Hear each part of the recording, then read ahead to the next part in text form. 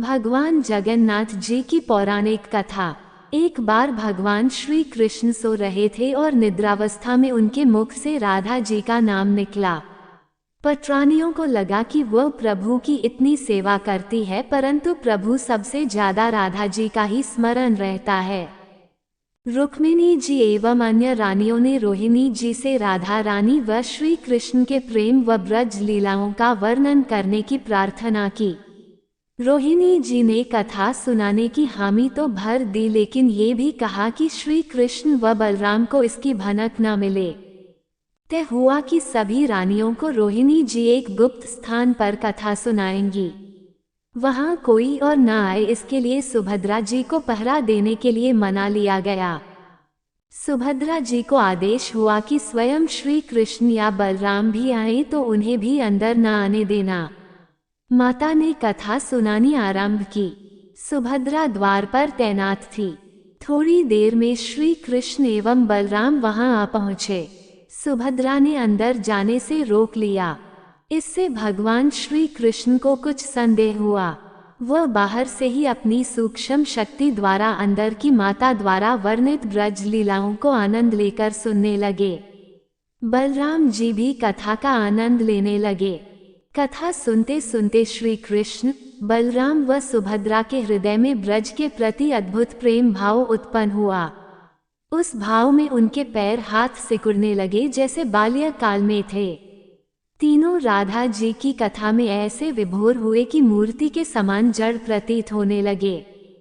बड़े ध्यान पूर्वक देखने पर भी उनके हाथ पैर दिखाई नहीं देते थे।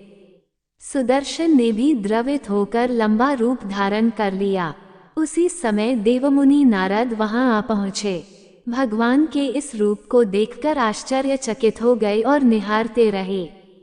कुछ समय बाद जब तंद्रा भंग हुई तो नारद जी ने प्रणाम करके भगवान श्री कृष्ण से कहा, हे प्रभु, मेरी इच्छा है कि मैंने आज जो रूप देखा है वह रूप आपके भक्त जनों को पृथ्वी लोक पर चिरकाल तक देखने को मिले। आप इस रूप में पृथ्वी पर वास करें। भगवान श्री कृष्ण नारद जी की बात से प्रसन्न हुए और उन्होंने कहा कि ऐसा ही होगा। कलिकाल में मैं इसी रूप में नीलाचल क्षेत्र में अपना स्वरूप प्रकट करूंगा। कलियुग आगमन के उपरांत प्रभु की प्रेरणा से मालव राज इंद्रद्युम्न ने भगवान श्री कृष्ण, बलभद्र जी और बहन सुभद्रा जी की ऐसी ही प्रतिमा जगन्नाथ मंदिर में स्थापित कराई। राजा इंद्रद्युम्न श्रेष्ठ प्रजा पालक राजा थे। प्रजा उन्हें बहुत प्रेम करती थी। प्रजा सुखी और संतुष्ट थी। राजा के मन में इच्छा थी कि वो कुछ ऐसा करे जिससे सभी उन्हें स्मरण रखें। दैवयोग से इंद्रद्युम्न के मन में एक अज्ञात कामना प्रकट हुई कि वह ऐसा मंदिर का निर्माण कराएं जैसा दुनिया में कहीं और न हो। इंद्रद्युम्न विचारने लगे कि आखिर उनके मंदिर में किस देवता की मूर्ति स्थापित करें। राजा के मन में यही इच्छा और चिंतन चलने लगा। एक रात इसी पर गंभीर चिंतन करते सो गए। नींद में राजा ने एक सपना देखा। सपने में उन्हें एक देववाणी सुनाई पड़ी। इंद्रद्युम्न ने सुना, राजा तुम पहले नए मंदिर का निर्माण आरंभ करो। मूर्ति विग्रह की चिंता छोड़ दो। उचित समय आने पर तुम्हें स्वयं राह दिखाई पड़ेगी। राजा नींद से जाग उठे। सुबह होते ही उन्होंने अपने मंत्रियों को सपने की बात बताई। राज पुरोहित के सुझाव पर शुभ मुहूर्त में पूर्वी समुद्र तट पर एक विशाल मंदिर के निर्माण का निश्चय हुआ। वैदिक मंत्रोच्चार के साथ मंदिर निर्माण का श्री गणेश हुआ। राजा इंद्रद्युम्न के मंदिर बनवाने की सूचना शिल्पियों और कारीगरों को हुई। सभी इसमें योगदान देने पहुंचे। दिन रात मंदिर के निर्माण में जुट गए। कुछ ही वर्षों में मंदिर बनकर तैयार हुआ। सागर तट पर एक विशाल मंदिर का निर्माण तो हो गया, परंतु मंदिर के भीतर भगवान की मूर्ति की समस्या जस की तस थी। राजा फिर से चिंतित होने लगे। एक दिन मंदिर के गर्भगृह में बैठकर इसी चिंतन में बैठे राजा की आंखों से आंसू निकल आए। राजा ने भगवान से विनती की, प्रभु आपके किस स्वरूप को इस मंदिर में स्थापित करूं, इसकी चिंता से व्यग्र हूं। मार्ग दिखाए। आपने स्वप्न में जो संकेत दिया था उसे पूरा होने का समय कब आएगा? देव विग्रह विहीन मंदिर देख सभी मुझ पर हंसेंगे। राजा की आंखों से आंसू झर रहे थे और वह प्रभु से प्रार्थना करते जा रहे थे, प्रभु आपके आशीर्वाद से मेरा बड़ा सम्मान है। प्रजा समझेगी कि मैंने झूठ मूठ में स्वप्न में आपके आदेश की बात कहकर इतना बड़ा श्रम कराया। हे प्रभु मार्ग दिखाए। राजा दुखी मन से अपने महल में चले गए। उस रात को राजा ने फिर एक सपना देखा। सपने में उसे देववाणी सुनाई दी, राजन, यहाँ निकट में ही भगवान श्री कृष्ण का विग्रह रूप है। तुम उन्हें खोजने का प्रयास करो, तुम्हें दर्शन मिलेंगे। इंद्रद्युम्न ने स्वप्न की बात पुनः पुरोहित और मंत्रियों को बताई। सभी यह निष्कर्ष पर पहुँचे कि प्रभु की कृपा सहज प्राप्त नहीं होगी। उसके लिए हमें निर्मल मन से परिश्रम आरंभ करना होगा। भगवान के विग्रह का पता लगाने की जिम्मेदारी राजा इंद्रद्युम्न ने 4 विद्वान पंडितों को सौंप दिया। प्रभु इच्छा से प्रेरित होकर चारों विद्वान 4 दिशाओं में निकले। उन चारों में एक विद्वान थे विद्यापति। वह चारों में सबसे कम उम्र के थे। प्रभु के विग्रह की खोज के दौरान उनके साथ बहुत से अलौकिक घटनाएं हुई। पंडित विद्यापति पूर्व दिशा की ओर चले। कुछ आगे चलने के बाद विद्यापति उत्तर की ओर मुड़े तो उन्हें एक जंगल दिखाई दिया। वन अत्यंत भयानक था। विद्यापति श्री कृष्ण के उपासक थे। उन्होंने श्री कृष्ण का स्मरण किया और राह दिखाने की प्रार्थना की। भगवान श्री कृष्ण की प्रेरणा से उन्हें राह दिखने लगी। प्रभु का नाम लेते वह वन में चले जा रहे थे। जंगल के मध्य उन्हें एक पर्वत दिखाई दिया। पर्वत के वृक्षों से संगीत की ध्वनि सा सुरम्य गीत सुनाई पड़ रहा था। विद्यापति संगीत के जानकार थे। उन्हें वहां मृदंग, बंसी और करताल की मिश्रित ध्वनि सुनाई दे रही थी। ये संगीत उन्हें दिव्य लगा। संगीत की लहरियों को खोजते विद्यापति आगे बढ़ चले। वह जल्दी ही पहाड़ी की चोटी पर पहुंच गए। पहाड़ के दूसरी ओर उन्हें एक सुंदर घाटी दिखी जहां भील नृत्य कर रहे थे। विद्यापति उस दृश्य को देखकर मंत्रमुग्ध थे। सफर के कारण थके थे पर संगीत से थकान मिट गई और उन्हें नींद आने लगी। अचानक एक बाघ की गर्जना सुनकर विद्यापति घबरा उठे। बाघ उनकी ओर दौड़ता आ रहा था। बाघ को देखकर विद्यापति घबरा गए और बेहोश होकर वहीं गिर पड़े। बाघ विद्यापति पर आक्रमण करने ही वाला था कि तभी एक स्त्री ने बाघ को पुकारा, बाघा। उस आवाज को सुनकर बाघ मौन खड़ा हो गया। स्त्री ने उसे लौटने का आदेश दिया तो बाघ लौट पड़ा। बाघ उस स्त्री के पैरों के पास ऐसे लौटने लगा जैसे कोई बिल्ली पुचकार सुनकर खेलने लगती है। युवती बाघ की पीठ को प्यार से थपथपाने लगी और बाघ स्नेह से लौटता रहा। वह स्त्री वहां मौजूद स्त्रियों में सर्वाधिक सुंदर थी। वह भीलों के राजा विश्वावसु की इकलौती पुत्री ललिता थी। ललिता ने अपनी सेविकाओं को अचेत विद्यापति की देखभाल के लिए भेजा। सेविकाओं ने झरने से जल लेकर विद्यापति पर छिड़का। कुछ देर बाद विद्यापति की चेतना लौटी।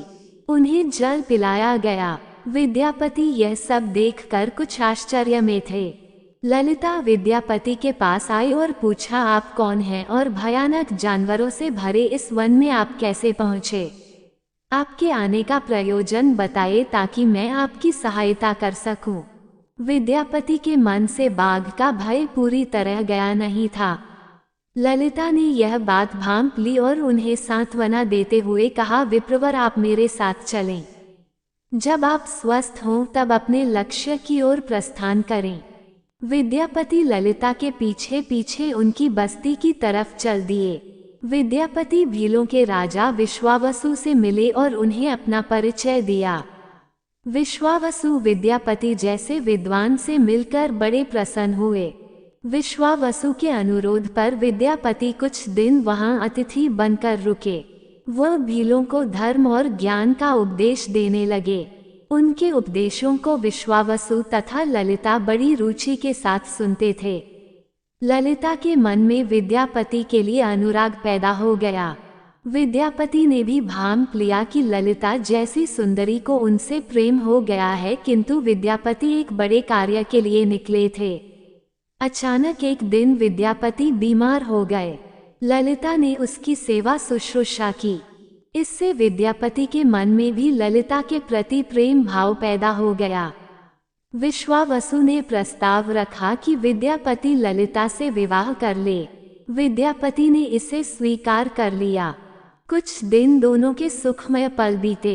ललिता से विवाह करके विद्यापति प्रसन्न तो था, पर जिस महत्वपूर्ण कार्य के लिए वह आए थे वह अधूरा था। यही चिंता उन्हें बार बार सताती थी। इस बीच विद्यापति को एक विशेष बात पता चली। विश्वावसु हर रोज सवेरे उठकर कहीं चला जाता था और सूर्योदय के बाद ही लौटता था। कितनी भी विकट स्थिति हो, उसका यह नियम कभी नहीं टूटता था। विश्वावसु के इस व्रत पर विद्यापति को आश्चर्य हुआ। उनके मन में इस रहस्य को जानने की इच्छा हुई। आखिर विश्वावसु जाता कहाँ है? एक दिन विद्यापति ने ललिता से इस संबंध में पूछा। ललिता ये सुनकर सहम गई। विद्यापति ने ललिता से उसके पिता द्वारा प्रतिदिन सुबह किसी अज्ञात स्थान पर जाने और सूर्योदय के पूर्व लौट आने का रहस्य पूछा। विश्वावसु का नियम किसी हाल में नहीं टूटता था, चाहे कितनी भी विकट परिस्थिति हो। ललिता के सामने धर्म संकट आ गया।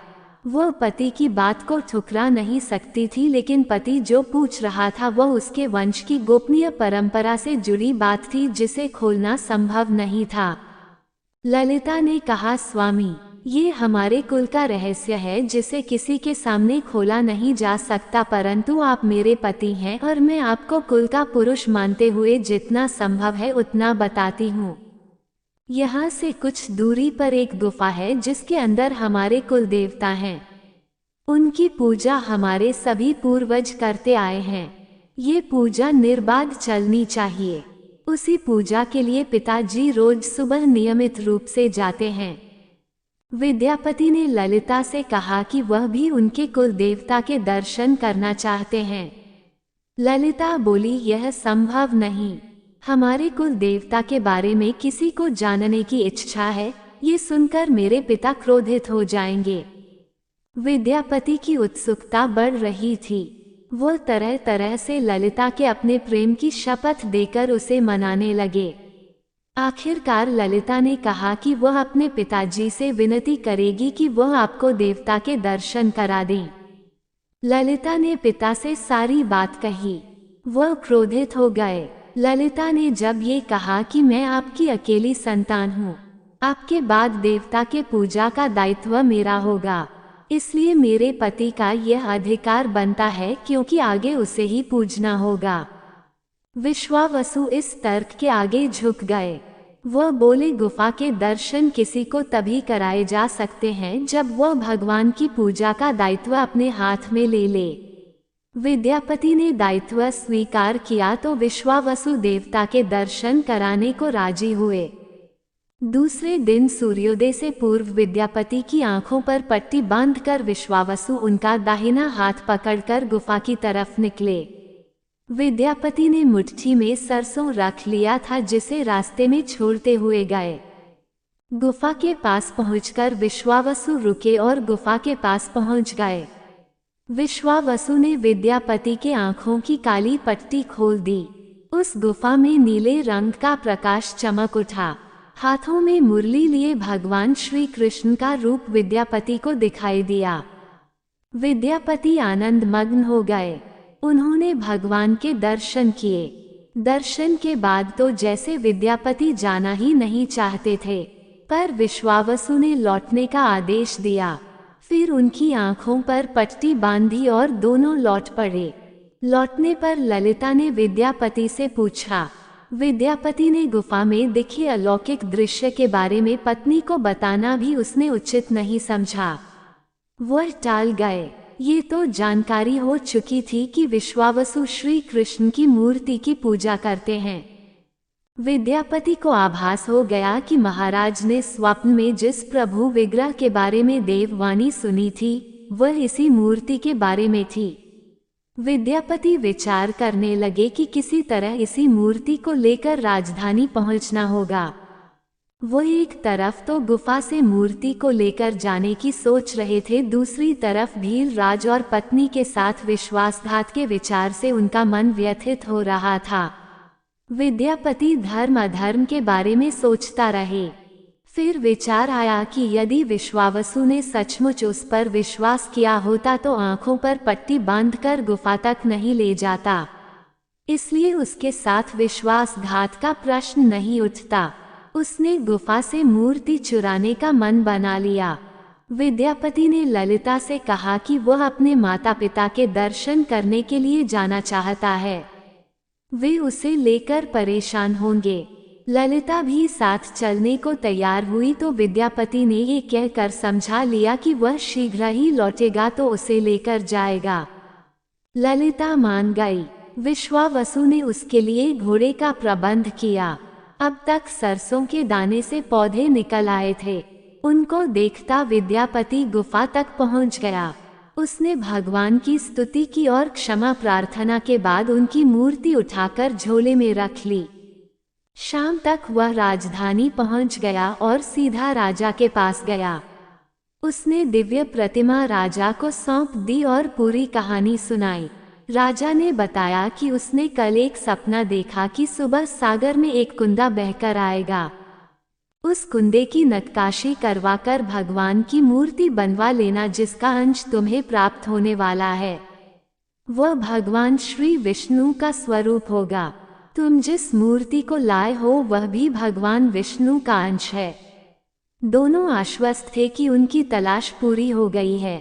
राजा ने कहा कि जब भगवान द्वारा भेजी लकड़ी से हम इस प्रतिमा का बड़ा स्वरूप बनवा लेंगे तब तुम अपने ससुर से मिलकर उन्हें मूर्ति वापस कर देना। उनके कुल देवता का इतना बड़ा विग्रह एक भव्य मंदिर में स्थापित देखकर उन्हें खुशी ही होगी। दूसरे दिन सूर्योदय से पूर्व राजा विद्यापति तथा मंत्रियों को लेकर सागर तट पर पहुंचा। स्वप्न के अनुसार एक बड़ा कुंदा पानी में बहकर आ रहा था।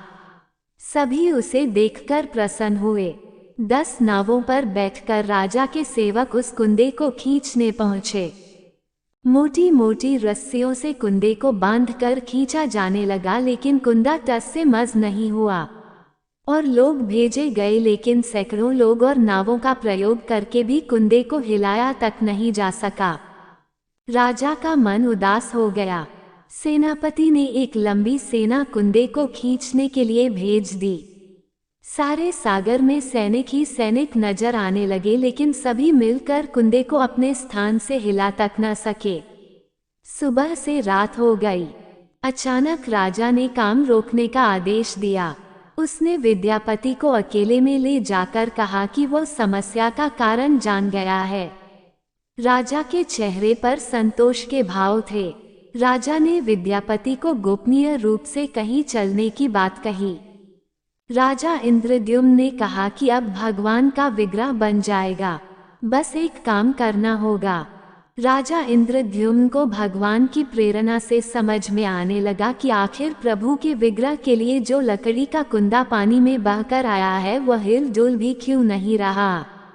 राजा ने विद्यापति को बुलाया और कहा, तुम जिस दिव्य मूर्ति को अपने साथ लाए हो उसकी अब तक जो पूजा करता आया था उससे तुरंत भेंट करके क्षमा मांगनी होगी। बिना उसके स्पर्श किए ये कुंदा आगे नहीं बढ़ सकेगा। राजा इंद्रद्युम्न और विद्यापति विश्वावसु से मिलने पहुँचे। राजा ने पर्वत की चोटी से जंगल को देखा तो उसकी सुंदरता को देखता ही रह गया। दोनों भीलों की बस्ती की ओर चुपचाप चलते रहे। इधर विश्वावसु अपने नियमित दिनचर्या के हिसाब से गुफा में अपने कुल देवता की पूजा के लिए चले। वहां प्रभु की मूर्ति गायब देखी तो वह समझ गए कि उनके दामाद ने ही यह छल किया है। विश्वावसु लौटे और ललिता को सारी बात सुना दी। विश्वावसु पीड़ा से भरा घर के आंगन में पछाड़ खाकर गिर गए। ललिता अपने पति द्वारा किए विश्वासघात से दुखी थी और स्वयं को इसका कारण मान रही थी। पिता पुत्री दिन भर विलाप करते रहे। उन दोनों ने अन्न का एक दाना भी न छुआ। अगली सुबह विश्वावसु उठे और सदा की तरह अपनी दिनचर्या का पालन करते हुए गुफा की तरफ बढ़ निकले। वह जानते थे कि प्रभु का विग्रह वहां नहीं है, फिर भी उनके पैर गुफा की ओर खींचे चले जाते थे। विश्वावसु के पीछे ललिता और रिश्तेदार भी चले। विश्वावसु गुफा के भीतर पहुंचे। जहां भगवान की मूर्ति होती थी, उस चट्टान के पास खड़े होकर हाथ जोड़कर खड़े रहे। फिर उस ऊंची चट्टान पर गिर गए और बिलख बिलख कर रोने लगे। उनके पीछे प्रजा भी रो रही थी। एक भील युवक भागता हुआ गुफा के पास आया और बताया कि उसने महाराज और उनके साथ विद्यापति को बस्ती की ओर से आते देखा है। ये सुनकर सब चौंक उठे। विश्वावसु राजा के स्वागत में गुफा से बाहर आए, लेकिन उनकी आंखों में आंसू थे। राजा इंद्रद्युम्न विश्वावसु के पास आए और उन्हें अपने हृदय से लगा लिया। राजा बोले, भीलराज, तुम्हारे कुल देवता की प्रतिमा का चोर तुम्हारा दामाद नहीं, मैं हूँ। उसने तो अपने महाराज के आदेश का पालन किया। ये सुनकर सब चौंक उठे। विश्वावसु ने राजा को आसन दिया। राजा ने उस विश्वावसु को शुरू से अंत तक पूरी बात बताकर कहा कि आखिर क्यों ये सब करना पड़ा। फिर राजा ने उनसे अपने स्वप्न और फिर जगन्नाथपुरी में सागर तट पर मंदिर निर्माण की बात कह सुनाई। राजा ने विश्वावसु से प्रार्थना की, भील सरदार विश्वावसु, कई पीढ़ियों से आपके वंश के लोग भगवान की मूर्ति को पूजते आए हैं। भगवान के उस विग्रह के दर्शन सभी को मिले, इसके लिए आपकी सहायता चाहिए। ईश्वर द्वारा भेजे गए लकड़ी के कुंदे से बनी मूर्ति के भीतर हम इस दिव्य मूर्ति को सुरक्षित रखना चाहते हैं। अपने कुल की प्रतिमा को पुरी के मंदिर में स्थापित करने की अनुमति दो। उस कुंदे को तुम स्पर्श करोगे तभी वह हिलेगा। विश्वावसु राजी हो गए। राजा सपरिवार विश्वावसु को लेकर सागर तट पर पहुँचे। विश्वावसु ने कुंदे को छुआ। छूते ही कुंदा अपने आप तैरता हुआ किनारे पर आ लगा। राजा के सेवकों ने उस कुंदे को राजमहल में पहुंचा दिया। अगले दिन मूर्तिकारों और शिल्पियों को राजा ने बुलाकर मंत्रणा की कि आखिर इस कुंदे से कौन सी देवमूर्ति बनाना शुभदायक होगा। मूर्तिकारों ने कह दिया कि वे पत्थर की मूर्तियां बनाना तो जानते हैं, लेकिन लकड़ी की मूर्ति बनाने का उन्हें ज्ञान नहीं। एक नए विघ्न के पैदा होने से राजा फिर चिंतित हो गए। उसी समय वहां एक बूढ़ा आया। उसने राजा से कहा, इस मंदिर में आप भगवान श्री कृष्ण को उनके भाई बलभद्र तथा बहन सुभद्रा के साथ विराजमान करें। इस दैवयोग का यही संकेत है। राजा को उस बूढ़े व्यक्ति की बात से सांत्वना तो मिली, लेकिन समस्या ये थी कि आखिर मूर्ति बने कैसे। उस बूढ़े ने कहा कि मैं इस कला में कुशल हूँ, मैं इस पवित्र कार्य को पूरा करूँगा और मूर्तियाँ बनाऊंगा, पर मेरी एक शर्त है।